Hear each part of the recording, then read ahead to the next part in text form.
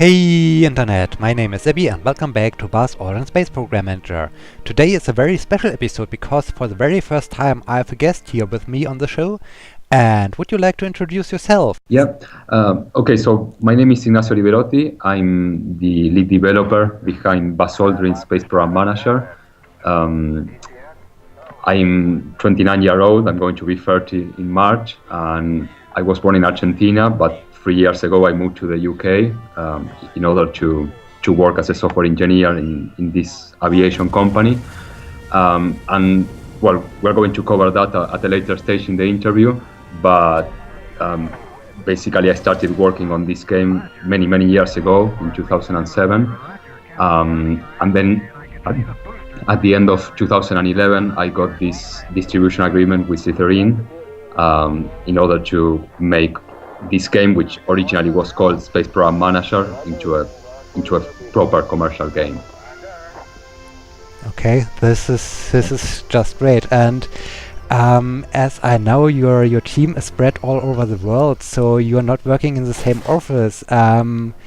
How does your team look like, and how often do you see them, and how do you organize your workflow? I mean, you have different time zones and so on, so I think it must be a very hard work to coordinate everything and to keep track of everyone who's working and who's involved. Yeah, indeed. Well, obviously we are working as a distributed team. At the moment, I'm the only team member working on this project full time. I used to work part time until last month, but well, the situation has changed now, and since January I'm working full time. And yes, basically we are a core team of 4 members.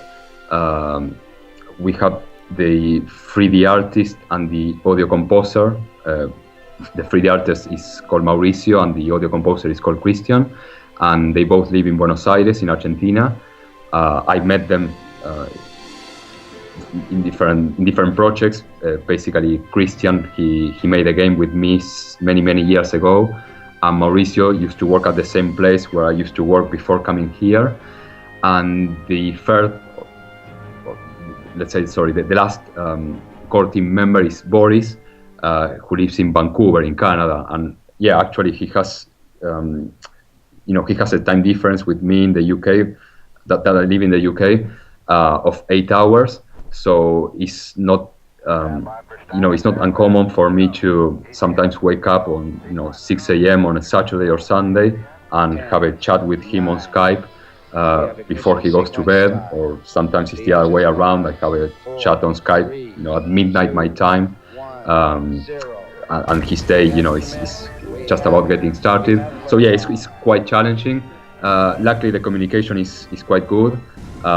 We don't see each other very often. I mean, the last time I was in Argentina was like 1 year and a half ago. And actually with Boris, he started working with us in January 2013, so it was 1 year ago. And we didn't meet until October last year. So basically we used to chat on video, using Skype all the time, but we actually, didn't meet in person until 9 months later. So it's been a very interesting experience. Sometimes I would like, all of us to be together at the same, in the same office, but for the moment that's not possible. So we are where we are, really. Okay, this is great. And as you talked about yourself or introduced yourself, you said you have been moved from Argentina to UK some years ago. So did you miss sometimes when you talk to your Argentina members a little bit the old Argentinian country, or are you fine with the British country and the British weather and the cold weather? I guess in Argentina it's a little bit different from the weather. Especially. The weather is quite different in my country. Well, I'm quite happy of, having moved here. I mean, I really miss my country. I miss my family. As I said, I haven't been there for a while. So yes, I miss that. I miss. I would really like to meet with the rest of the team members more often. And what I would like the most is, is basically I'm living here in the UK, and sometimes Buzz Aldrin comes here to London, and I get the chance to meet him and talk to him. And what I really like is for them to be here and share all these experiences with me. But Well, then again, that's not possible. So basically, I do my best, in order to keep all the team together. But realizing that it's not possible for us to work, at the same place. Maybe in the future that will change. Who knows? So maybe for the second part of Buzz Aldrin yeah, Space Program let's Manager. hope so. Yeah. Okay, and have I understood you right? You will meet Buzz Aldrin himself, the great astronaut, the second man on the moon? Yes, indeed. I met him for the first time in August 2012. We had, a first meeting where we showed him this first prototype we had of the game and some of the artwork, and he was really impressed about that. He's a very, very nice guy, very knowledgeable about space. So each time he comes here to the UK, we usually try to book a meeting with him for a couple of hours, and I take a train just to London in order to meet him for lunch or for breakfast or whatever his busy schedule allows. And yeah, it's very, very interesting. Just hearing all the experiences and all the knowledge he has to share is just great. Yeah. Wow, this must be amazing to meet the guy who was actually stepping his foot on the moon and was there, and wow, this must be amazing to meet this guy in reality. So this is really cool. Yeah, it's a great experience, and the good thing is that he's not kind of rooting the past. I mean, he's happy about Apollo and all that, but his vision now is set on Mars. So it's very, very interesting to hear everything he has to say about the future of space flight and things like that. So, every time we meet, it's just pretty much me, remaining silent and just trying to absorb, as much of what he has to say, really. Okay. From my own interest, has he said something about how he likes the space flight and space work presented in computer games? So especially, has he addressed something about the computer game, that it might be a good idea to present the space travel and space flight in computer games, or how he has approached the whole topic about computer games and so on? Right. Yeah, well, obviously, he's not a game designer. I'm not sure. I don't think he plays computer games, but maybe he used to play games before. I mean, I really cannot answer that.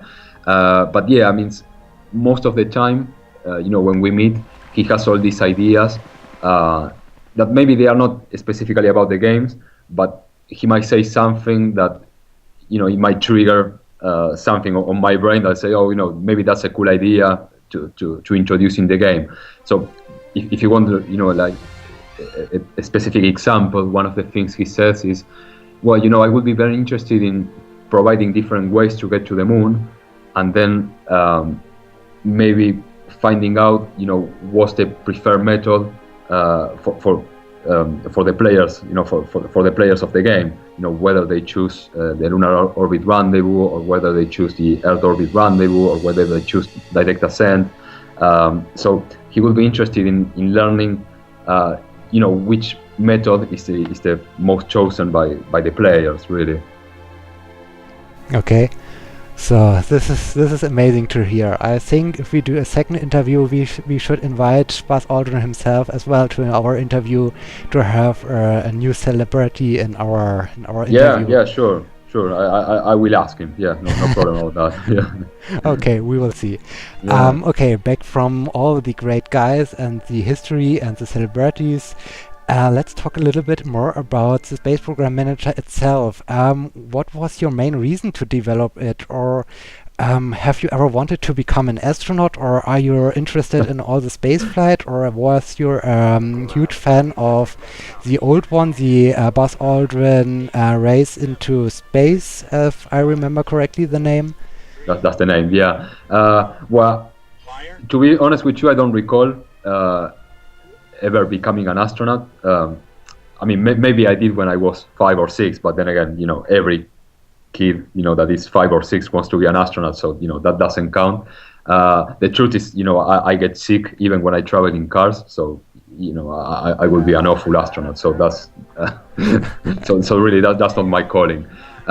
What I'm interested really is in most on the engineering side. I like the. I mean, at some point, if possible, I would like to work in the aerospace industry, working with real hardware.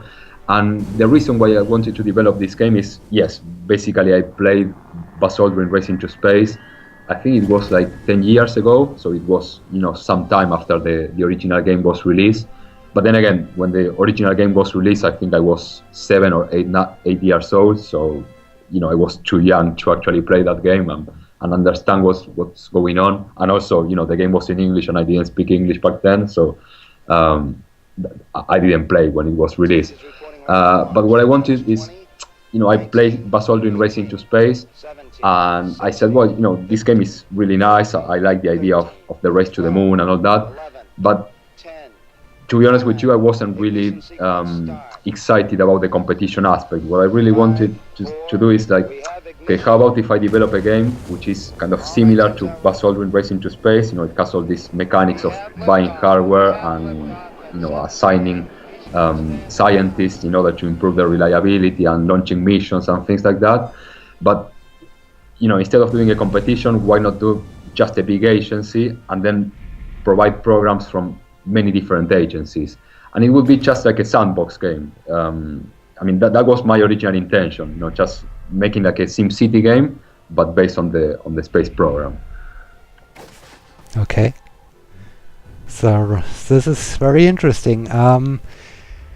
Yeah, and when do you decided to start working on it? Was it a plan that has developed over time, so you thought all the time about doing it, or have you said, okay, I want to do something special, I want to do a game, I want to do a space program manager, or how does it come and when did you start? Right, well, I started in January 2007, so it was like 7 years ago. At that time I was a university student. I mean, I was studying part-time at university, and also I had a job as a software engineer.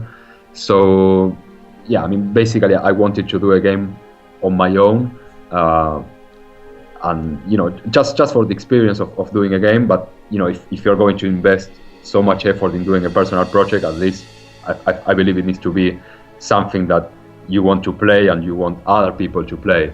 So yes, it's about 7 years ago I started working on this game.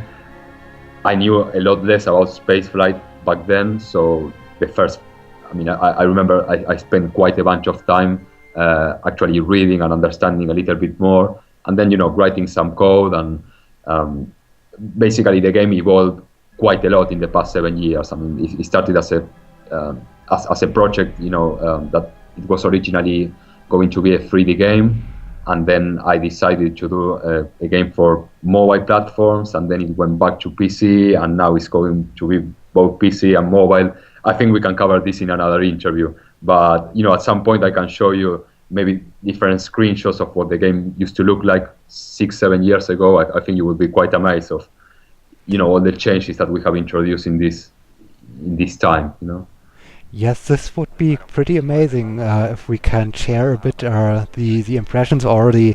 Some kind of making of a video game, if you can see, okay, this was 7 years ago and now we are here with these amazing animations and so on. Speaking of animations, you said how the game looked 7 years ago, so your 3D artist, has he already done 7 years ago some previous images for the game, or? Oh, no, that's, when I started the game I was just me working on my own.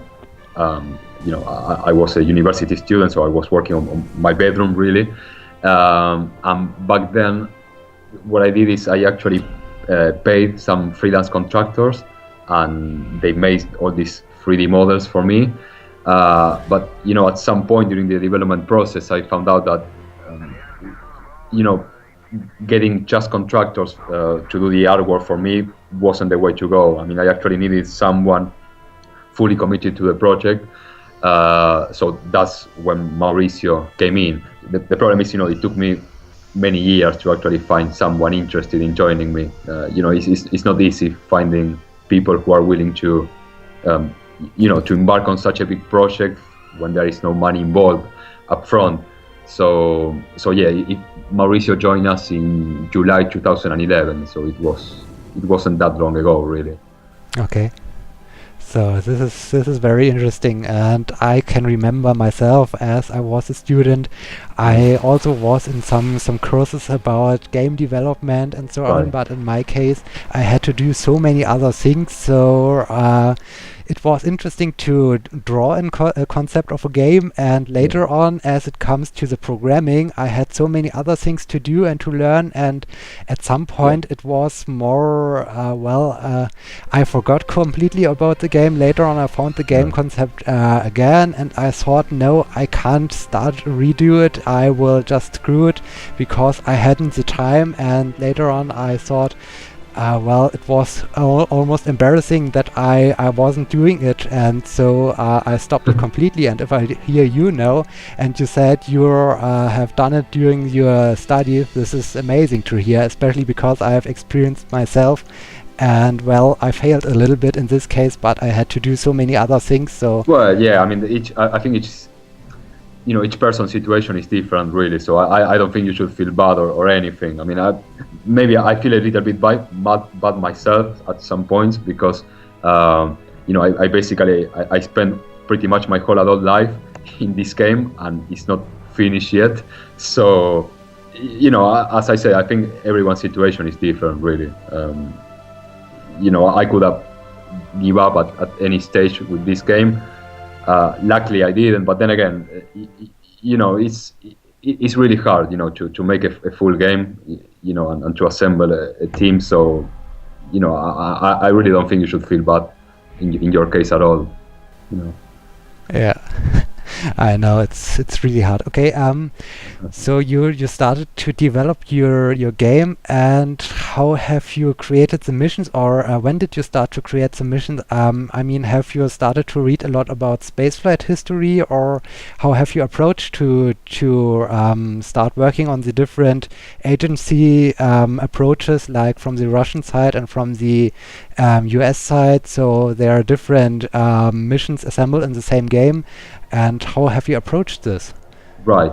Yeah. Well, so basically, when I started, 7 years ago, learning a little bit more about space flight while also working on these first versions of the game, I recall I spent quite a bunch of time, looking for material on the web, because the problem is, I used to live in Argentina, and buying books from Amazon in there is a little bit complex.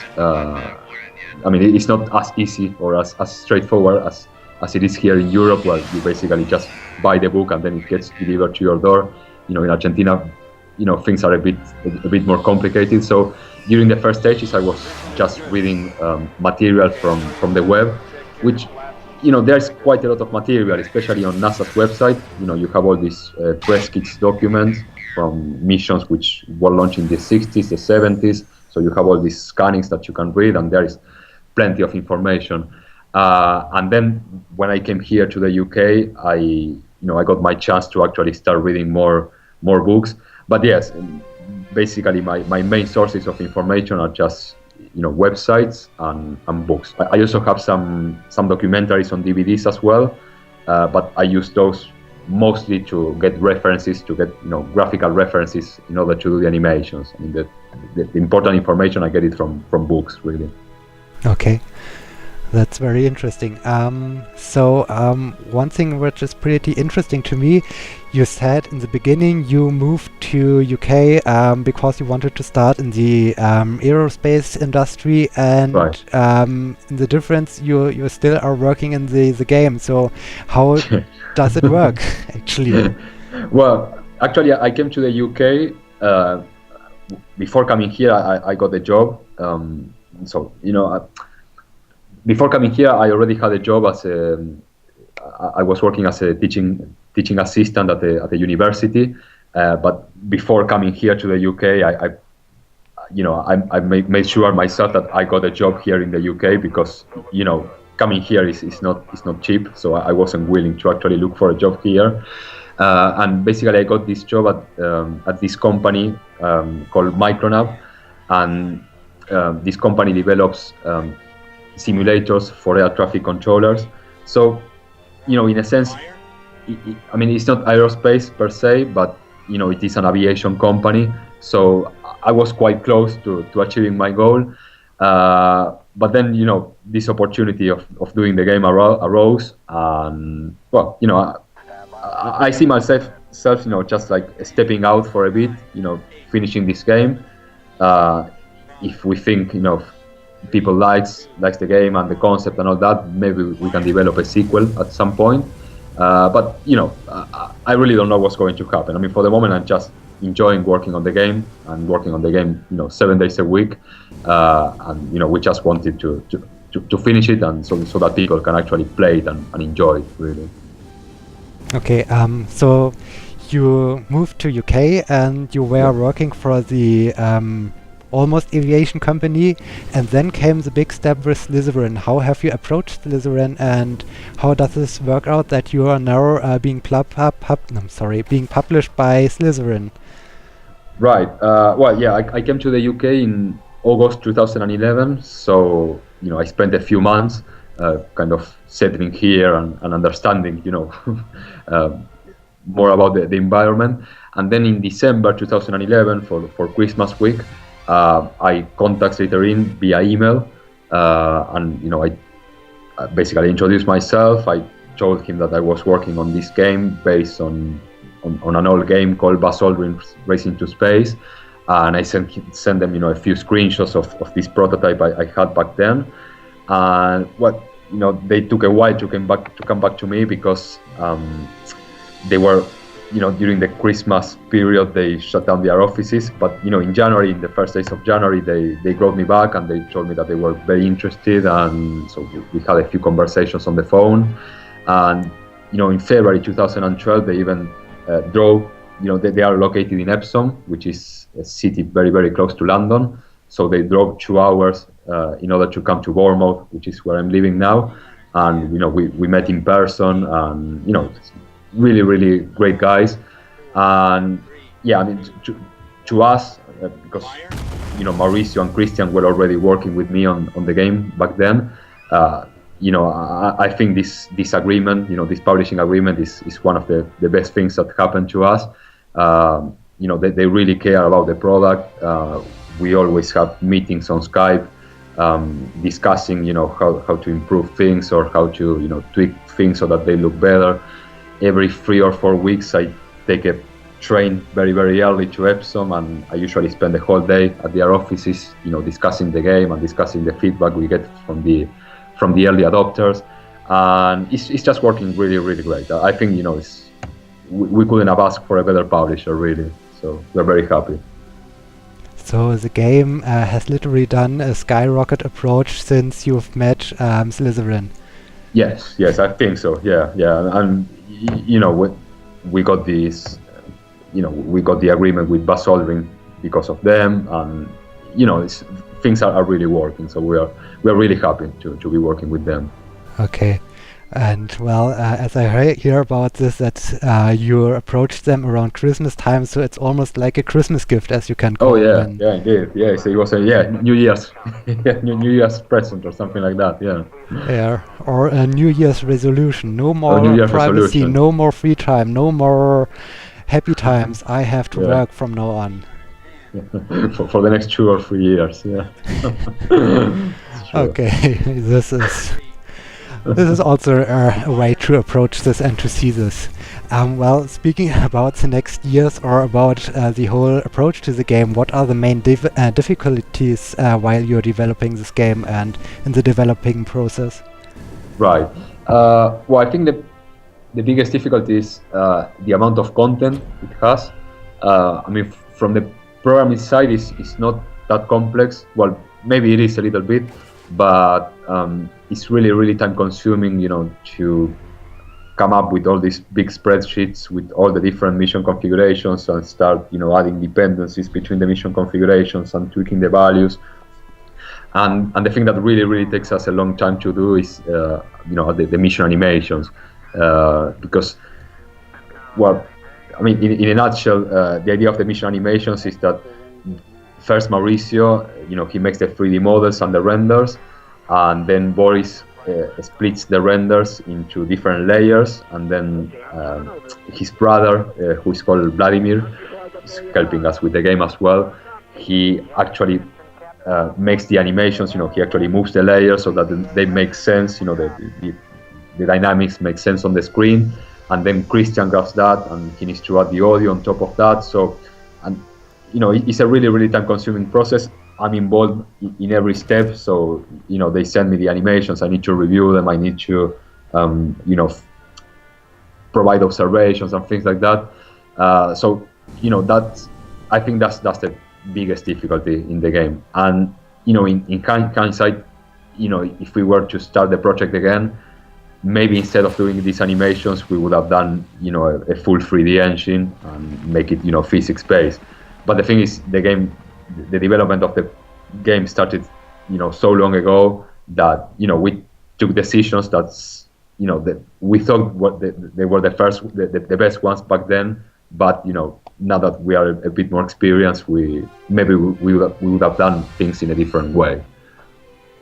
Yeah, but you have already thought about a sequel, or you said something about a sequel, so maybe the sequel will have really 3D engine and so on. And yeah, possibly. Yeah, I mean, if we ever do a sequel, then yes. I think one of the biggest mistakes I made with the original design was this idea of forcing, that a rocket is attached to this payload, and there is no way to change that.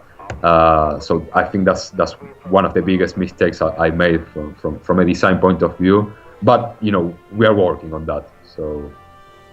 Yeah, this is also a question I really like to address to you, because you have already announced in the new plan for the Space Program Manager in the beginning of this year that you will, on the one hand, implement the race for into space again. So we have the Soviet and the US side, and you will also include the rocket management system, so we can change a bit the payloads and change a bit the rockets. So can I really then maybe launch a Mercury capsule on a Saturn V booster, or can I do anything crazy like this, or how I can imagine this new feature? Yeah, no, that's it's spot on. What you describe is the idea. I mean, basically what happened is we started this early access program, and some players complained about this lack of flexibility. Why cannot I launch? Why do I need to research this rocket in order to launch this payload? Why cannot I reuse this other rocket, which is equally capable of lifting this payload? So yes, the idea is that in this new system, basically, if you open a program, you will only get the payloads, and then you will get a different screen in order to manage your rockets. So you will be able to buy rockets individually and research them. And then when you want to launch a mission, you will be able to select which rocket do you want to use. Provided that the rocket is powerful enough to lift the payload, and provided that if you're launching a manned mission, you need to use a man-rated rocket, then everything will be fine. So yes, you will be able to launch a Mercury capsule on a Saturn V booster. I mean, probably from a cost point of view, it won't make a lot of sense, but you can do it if you want to. Yeah. Yeah, who thinks about costs when he can have this amazing ride of the roller coaster on a Saturn V rocket with only a Mercury capsule? So I think this must be just amazing. Well, it gives you the freedom to try different things. So I think that's the idea behind this game. Yeah, I think I have pretty good ideas what will happen as soon as I get my hands on this version where the rocket management is implemented and I can play around. My poor astronauts, they will suffer. Excellent. Okay, apart from the new rocket system, which is really cool, what is the feature you're most proud of in your own game? Do you have something you can call on, or you can say, yes, this is really amazing that I've implemented this? Right. Yeah, I think, well, if you allow me, I'm going to say two things. I mean, I know you asked for one, but I'm going to say two, if you don't mind. Yeah, it's okay. You can also name every feature of your game. Then the interview will take a little bit longer, but we have time, so... No, that's fine. I mean, well, I think many features are kind of based on the original Buzz Aldrin Racing to Space game, but two features which I think it makes Space Program Manager different than the original game are the fact that we have different types of personnel. Whereas in the original game you only had astronauts, and then you had this idea of the research and development teams, but you didn't have like proper scientists or engineers, employees. So I think this idea of having mission control employees, astronauts, and technical personnel, I think is one of the features I'm most proud of. And the other feature is actually the amount of content. Is we are providing all these programs which most players they have a strong knowledge about space flight and space history. I mean, they know about Mercury and Gemini and Apollo, and they know about the Soviet side as well. But for me, it was very nice, for example, when we announced this race to the moon and we showed this render of the Soviet space plane, the PKA, and we actually had people asking, what's that piece of hardware? I never heard of it, or I've never seen it before. So I think one of the features I'm really proud of is that with this game, people are actually, or players are actually going to learn something new about space flight. I think that's quite cool. Yeah, I think so too. Especially you're also have produced or announced or introduced a little bit the Passopedia, and you're extending over time the Passopedia, so we have a lot of additional information inside this game, and I think there will be some more information later on, and maybe you will have also some more information in the museum when the museum is released, so we can get some more information about spaceflight and the history of spaceflight. Indeed, yeah. I mean, we don't want to make this game like an educational game either. I mean, this is still a strategy game, but yes, we think that the Passopedia it adds a little bit of a nice touch. So if players are interested in learning a little bit more about the real life counterparts of the hardware that they can use in the game, yes, I think they will find this feature very interesting. Yes. Yeah, this is really cool. I like this concept very, very much, and I'm very excited to read more of these things in the near future when the game gets more extended and when more features are implemented. Speaking of more features, you already said, well, during the first days of the early access version, you had a lot of suggestions from the community, especially also regarding this rocket management system. I can name especially one guy who was talking about this in the forums, and this was myself. I remember this, that I suggested this. So I'm one of the guys who brought you to more work and so on. But well, speaking more about different or about your complete player base of the beta testers and so on, which were the most impressive highlights regarding your new player base?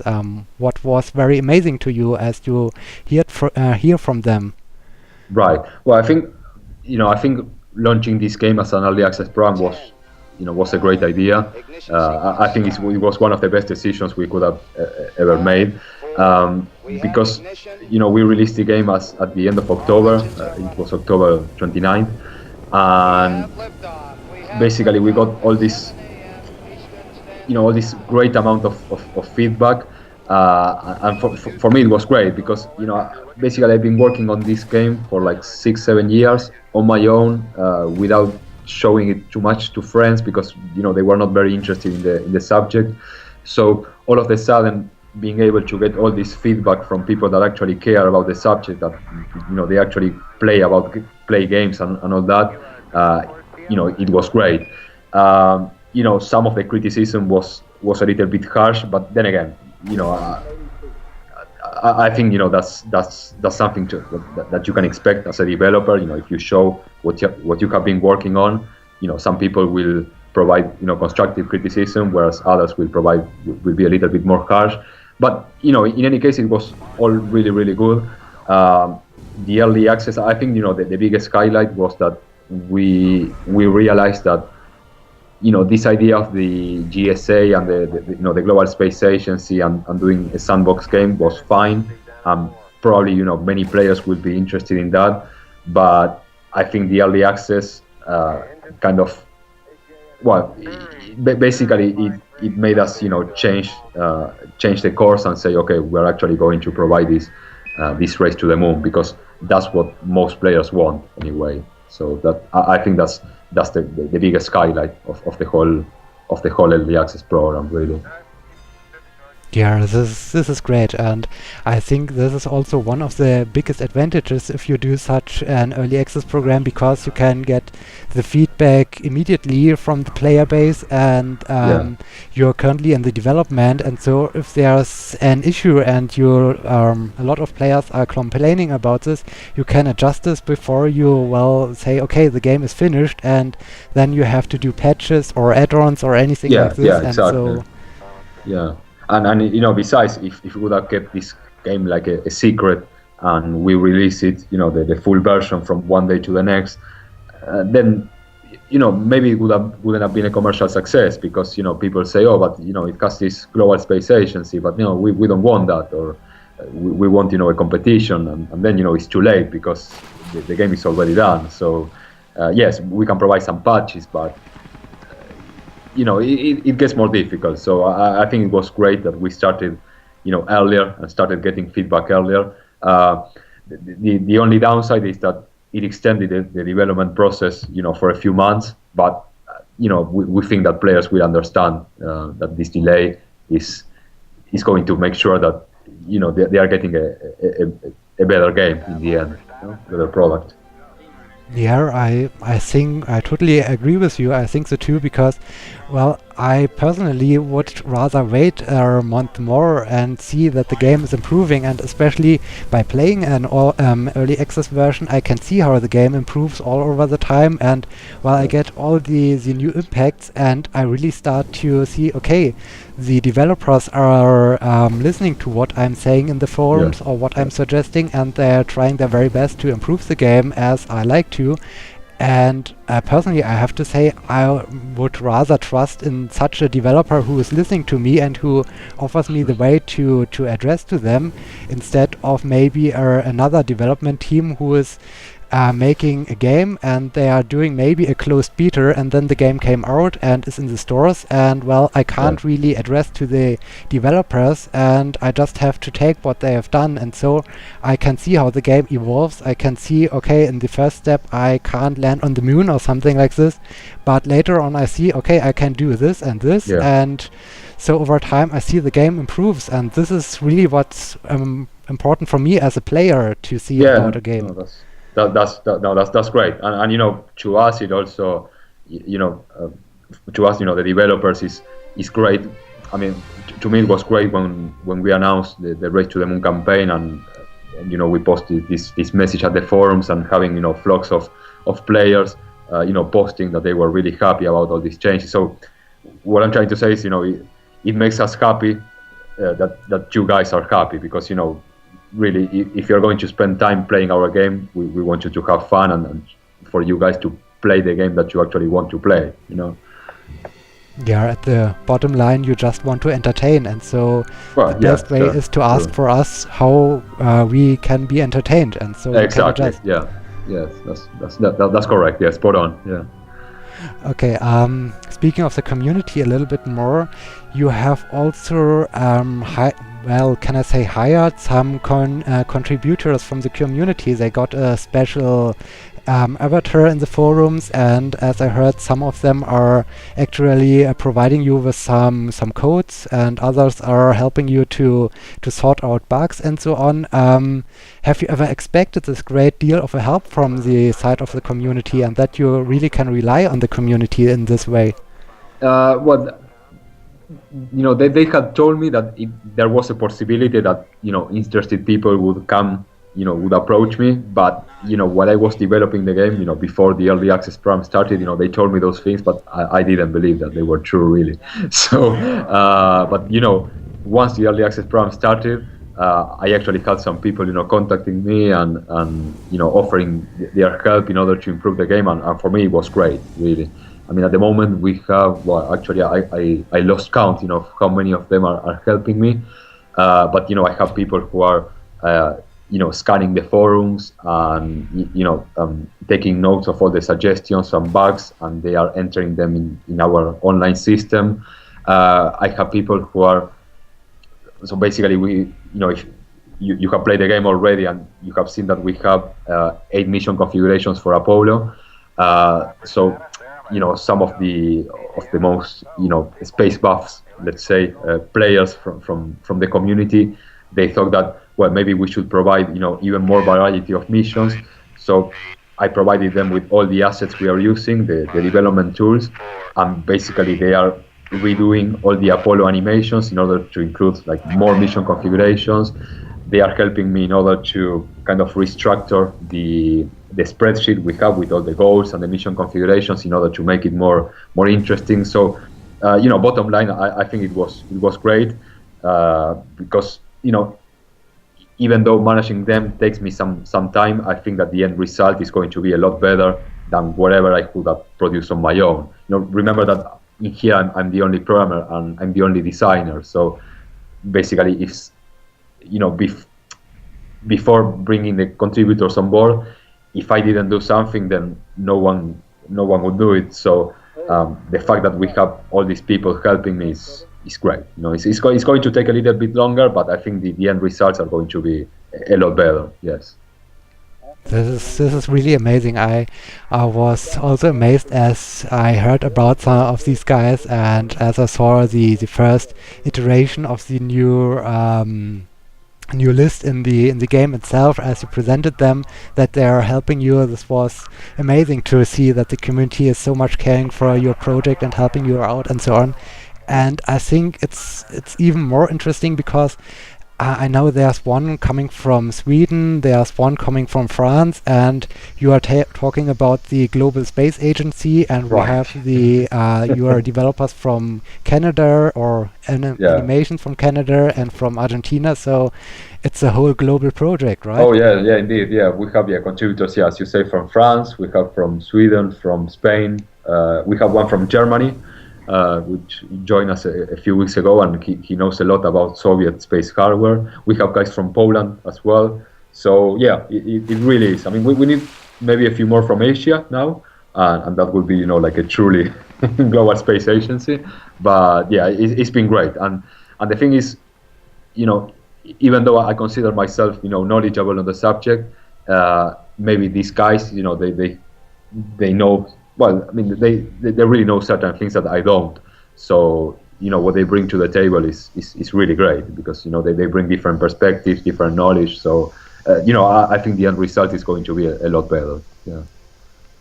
I think I just came to a new idea. I think we just should do this global thing really as it's global, and to ask everyone who is involved to say something like a short sentence like "I love Buzz Aldrin Space Program Manager" or so in their own native language, and then I will edit this thing, and maybe you provide me with some screenshots from early on, maybe from 7 years ago, and I assemble the screenshots and with the global the global welcome from everyone involved in the project, and we made a global announcement video for the Space Program Manager. Yeah, no, that's fine. Yeah, we would be happy to do that. I mean, I will speak in Spanish if you don't mind, because Spanish is still my mother tongue. Even though I'm living in the UK. So, but yes, no problem about that. So yeah, we have to ask all the other ones if they want to contribute to the thing, and then we have a global project, and we have also a global video project presenting this global space agency. Everything is global. Yeah, no, that's fine. Yeah, I will be happy to do that. I think we should talk about this later on and ask everyone involved if they want to participate on this. Before we come to our end with the interview, what happens if you come to the end with the road to the moon? What will you do when the first part of the game is finished? Will you start immediately to work on the second part, or will you just relax and go on vacation, or what will you do then? Right. Well, I will probably take a couple of weeks off, in order to visit home, because I haven't seen my family for a while, so I think it would be a good idea for me to go there. But yeah, I mean, apart from that, yes, the plan is to start working, right away on part 2, which basically is going to focus more on like a modern space flight. So you would have, the International Space Station, the space shuttle, and things like that. So yeah, that's the plan. We're not going to take a big break, because I'm sure players would be eager to continue their adventures with the game. So we need to keep working, really. Yeah, this is great, and I'm myself really looking forward to see more about this. I'm excited to launch my very first space station and send some astronauts on them, and maybe I can start some cycling the astronauts on space stations and so on. So I'm really looking forward to this when this comes out. That's great. I mean, we're planning to introduce new gameplay mechanics when that comes in. So at the moment there is not much interaction between the agency and the private sector. But we can see that changing on part 2. So for example, you launch your space station, and then in your space station you perform R&D activities that then you sell back to private companies in your country or things like that. I mean, we still need to sit down and maybe discuss these ideas. We will probably do that in the forums as well. At some point we will post, we will open a thread and ask the early adopters, what do you want to see in part 2, and maybe we can get some ideas from there as well. But yeah, I mean, I think it's safe to say that you will have some new gameplay mechanics for part 2 and for part 3. Oh, this sounds really amazing. So I'm pretty much looking forward to this. Before I end this interview, or we come to an end, I have one question that just came to my mind. Right. It's a little bit going back to the middle of the interview with the rocket management system. Have you to do now all the animations over and over again for all the different boosters and all the different payloads, or how will you do this? Because when I now come with my example of launching a Mercury capsule, you don't have currently any animations for Mercury with the Saturn V booster. Yeah, that's a really, really, really great question. And I've been working on this during this afternoon. I mean, basically what we're going to do is the following. At the moment, in the current version of the game, the mission configuration, each mission configuration has like a fixed rocket and a fixed payload. So the idea is that basically we are going to change that, and we are going to say each mission configuration has a certain amount of launches. I mean, most mission configurations have just one launch, because just launch one rocket and one payload, or maybe one rocket that has two payloads, but both payloads are on the same rocket. The only exceptions are, for example, the Gemini missions, where you, for example, need to launch the Agena target vehicle first, and then you launch your Gemini, or the Gemini lunar missions, where you launch your propulsion module first, and then you launch your Gemini spacecraft. So basically we're going to change all that, and the idea is that before scheduling a mission you will be able to say which rocket you want, and then if you choose the historical rocket, then yes, you will see the full animation. If you didn't choose the historical rocket, then you will see like a generic animation of the rocket. So what I'm trying to say is that, for example, for the robotic missions, in the robotic missions, all the payloads are covered by the rocket fairing, so that's fine. And for the manned missions, basically we will add some new animations, but they are going to be like generic animations, and the idea is that the spacecraft, the manned spacecraft, will be covered. So that's because otherwise, we need to do permutations and do animations for all the rockets and all the spacecrafts, and it's not just the production cost, but the biggest problem is that we still want this game to fit on an iPad, and if we keep adding all these graphics, the game is going to be huge. So at some point, we need to cut down on the size of the animations. Okay, yeah. But I think this is a really good approach to do it this way, so you can combine both approaches of doing it differently with quote-unquote wrong payload and with the right payload, as you can say. So this is really great. I mean, I think the important thing is the possibilities this mechanic brings in terms of gameplay. If you play the original Buzz Aldrin Race into Space, I mean, if you remember, the details of that game. Basically, you launch your rocket, and then it didn't. The game didn't use like accurate assets in order to portray which mission components you were using. I mean, it used all this stock footage, where it was fine, because I mean, I think the important thing is the gameplay stuff, and then if you see on the screen it doesn't really match the components you are using, well, I don't think that's really a big deal. I think players will enjoy it anyway. So yeah, I think so too, and I personally like really the animation approach, because, well, all the historic video feeds and video footage are great, and I really enjoy them to see them when I'm looking in maybe an old YouTube video, or when I'm looking at some videos on Wikipedia or so on. But on the other hand, they are all the time the same videos, so the animations are a little bit more refreshing to see it in a different way and in a different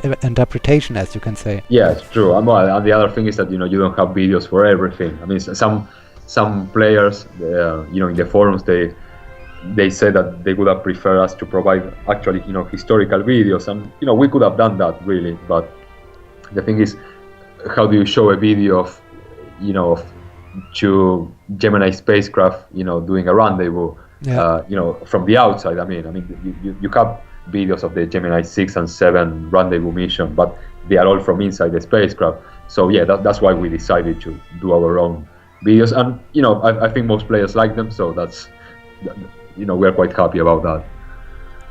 Okay, this is just great, and personally I am also quite happy about this, and I hope everyone else is also happy about the animations. So yes, the interview is already quite long. Do you have anything interesting to add, or anything you want to share with us, which everyone should be aware of, which is so important that we don't have to miss it?